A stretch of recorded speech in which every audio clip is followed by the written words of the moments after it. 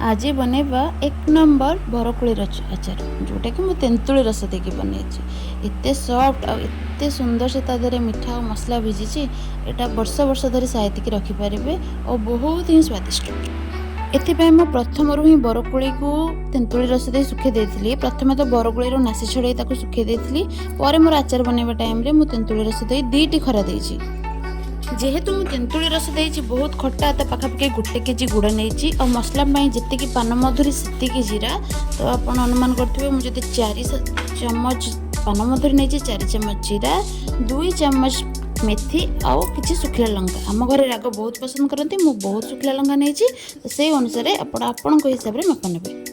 यही पात्र में सुखी रखि कोली तेंतुली रस दे 2टा खरा देजी जहाद्वारा कि देखो अधिक छणछण है मॉइस्चर से अच्छी किंतु कोली सब गोटा गोटा हो जाए। आम मसला भाजवा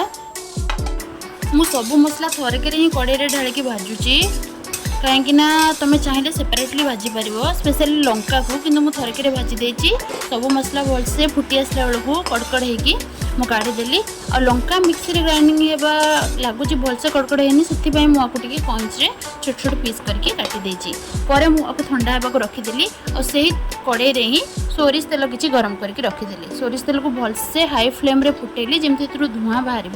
धुआं बाहर सारा पर अन्य एक गिना को काढ़ी किसी समय ठंडा होगापी रखीदेली। बास एवं मोर मसला और तेल प्रिपरेशन सरीगला। एवं रहा थर्ड स्टेप गुड़ को गरम कर रांधिबार अच्छी से मुझे कड़े तेल को काढ़ी गुड़ देली मुझे अल्प अल्प करके गुड़ कड़े काढ़ी कड़े मोर प्री हिट्रे तो धीरे धीरे से मेल्ट होगा लगे देख जना पड़ी ना मेल्ट हो आसूची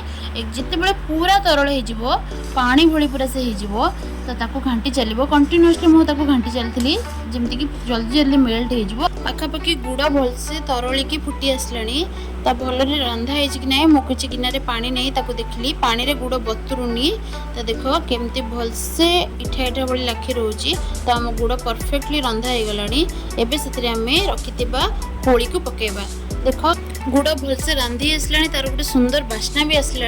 एबे से अल्प अल्प करके गोटा गोटा करके कोली को पकाउची कोली को मुझे टिके फटे देती जहाद्वारा कि तादेह भलसे तेल मसला पशि पार और गुड़र मीठा अंश जापर तो सॉफ्ट हम भीतर भीतर सुखिला सुखिला रही। एवं मुझे सब कोली को धीरे धीरे से गुड़ पकईदेली और फ्लेम को ऑफ भी कर देछि।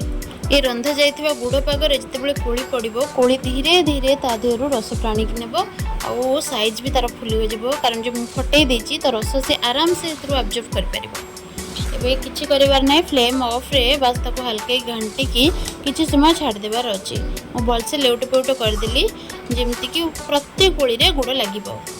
ये गरम गरम गुड़ पागरे कोली तो पड़की रहा सेपटे आम भाजी मसला गुंड ठंडा हो सारे एवं या गोटे मिक्सी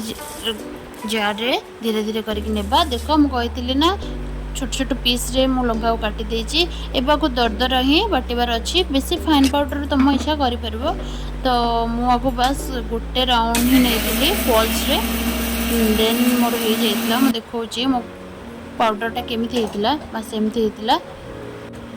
एबे कोली पागरे आम ग्राइंडिंग करथिबा मसला ढालिबा